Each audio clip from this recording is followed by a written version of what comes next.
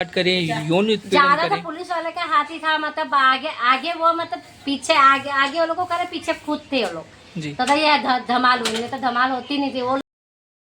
28 फरवरी 2002 को जिस वक्त गुलमर्ग सोसाइटी जो कि एक पॉश एरिया है उसे जलाया जा रहा था, उसी वक्त में 28 फरवरी 2002 को एक गरीब बस्ती अहमदाबाद में ही स्थित नरोदा पाटिया को भी जलाया जा रहा था। सरकारी आंकड़ों के मुताबिक उसमें 97 या 97 लोगों की मौत हो गई थी, जिसमें ज़्यादातर महिलाएं और बच्चे शामिल थे।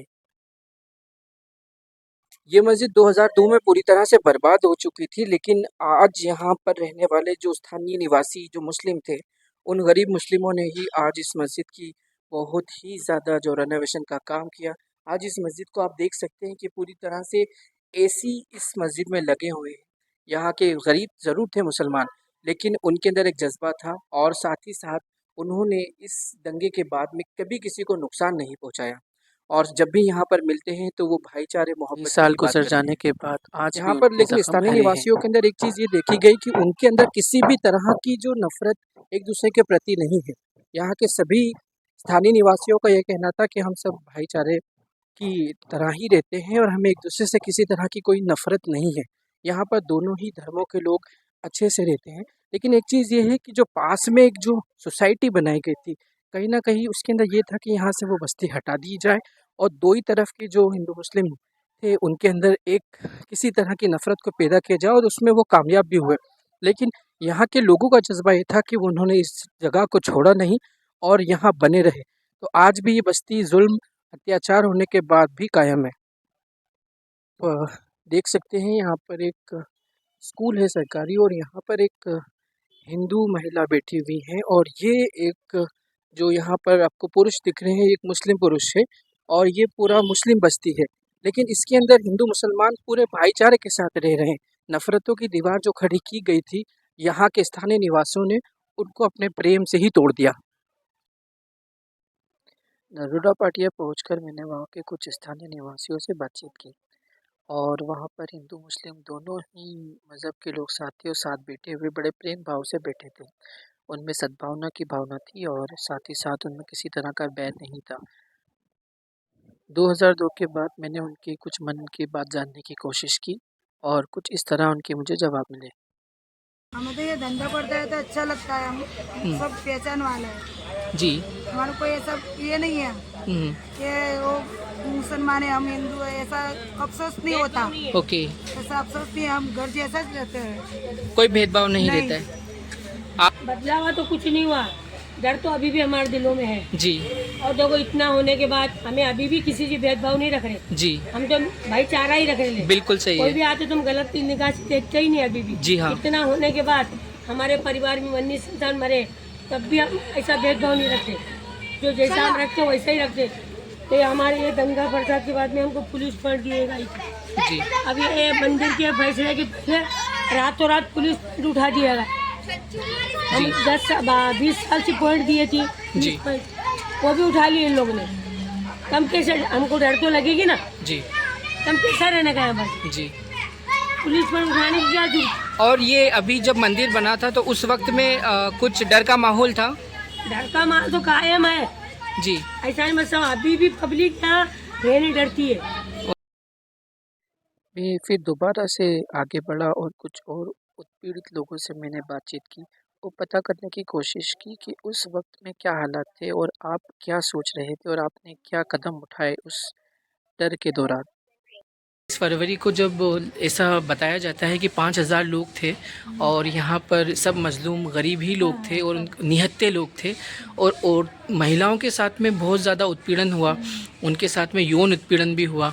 और आप उस बारे में क्या कहती हैं, उस वक्त के हालात क्या थे? उस टाइम पे हमारे खुद की जान बचाने के लिए हम छुप गए थे। फिर हम जहाँ जगह मिली हम वहाँ पे छुप गए थे।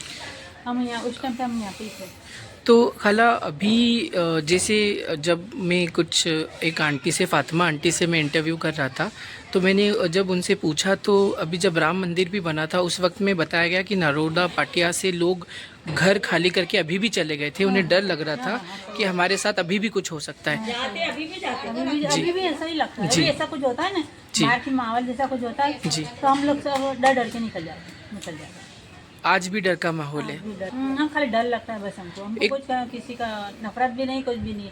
हमको रोजी रोटी यहाँ है, फिर हम कहाँ पे जाएंगे? जी कहीं भी जाएंगे तो रोजी रोटी तो चाहिए ना। जी। जब ये महिला उस डरावने पल को याद करके बता रही थी तो उस वक्त मेरे आँख में आंसू आ गए थे। हो सकता है कि ये सुनना बड़ा आसान हो और उनके लिए भी बोलना, क्योंकि अब इतनी बार इतने इंटरव्यूज़ हो चुके हैं कि इन लोगों को आदत सी हो गई है। लेकिन ये सुरक्षा के लिए अपने भटक रहे थे, कोई उनकी सुरक्षा करने वाला नहीं था।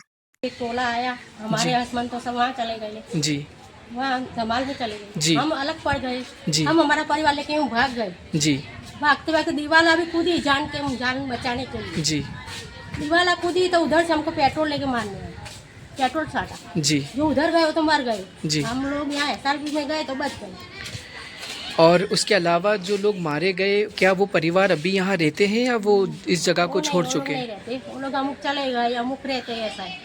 जी जी परिवार मर गए तो बेचारे डर के मारे कैसे रहेंगे। जी।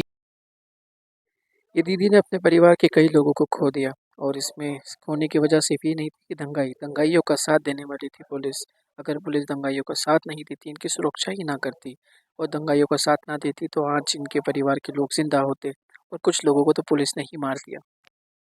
अभी शबाना बाजी बैठी हुई हैं। मेरे ख्याल से 2002 के अंदर शबाना बाजी की उम्र शायद 18 या 20 साल की उम्र होगी। 20-21 साल। 20 साल और 21 साल की उम्र थी। तो उस वक्त के अंदर आपको कितना खौफ होगा, क्योंकि ज़्यादातर जो 20-25 साल की महिलाएं थी, 20-25 साल की महिलाएं थी, उनके साथ कुछ ज़्यादा दुर्व्यवहार और यौन उत्पीड़न हुआ था।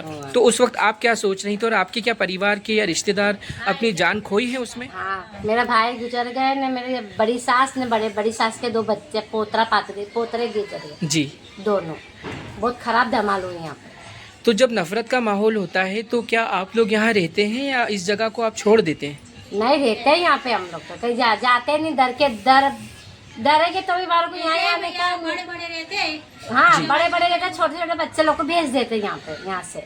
उसकी गोली लगी, बड़ी सास गुजर गए, फिर दो पोतरे को मारे, मतलब खाना खिला के ऐसा, मतलब पेट्रोल डाल दिए, ऐसे जलाए, जी। ऐसा कर दिया। पूरा हालत खराब हो गई, मतलब यहाँ से वहाँ तक तो लाश पड़ी थी इधर तक। और गोली किसने मारी थी उनको? पुलिस वाले ने मारी। देखिए कि जिनके पुलिस वाले ऊपर ने मारे थे ना गोली। जिनके ऊपर जुल्म हो रहा है, पुलिस वाले उन्हीं को गोली मार रहे हैं और दंगाइयों को पूरी तरह से यहाँ छूट मिल गई थी कि वो लूटपाट करें, यौन उत्पीड़न ज्यादा तो करें। पुलिस वाले का हाथ ही था, मतलब आगे वो, मतलब पीछे आगे वो लोग को करे, पीछे खुद थे वो लोग। जी। तो ये धमाल हुई, नहीं तो धमाल होती नहीं थी। वो लोग होते हैं ना हमारे साथ तो धमाल नहीं होती।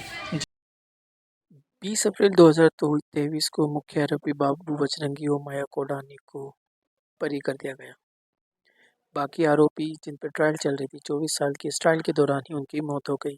24 साल के बाद भी जिन पर अत्याचार हुआ वो भी आज इंसाफ का इंतज़ार कर रहे हैं।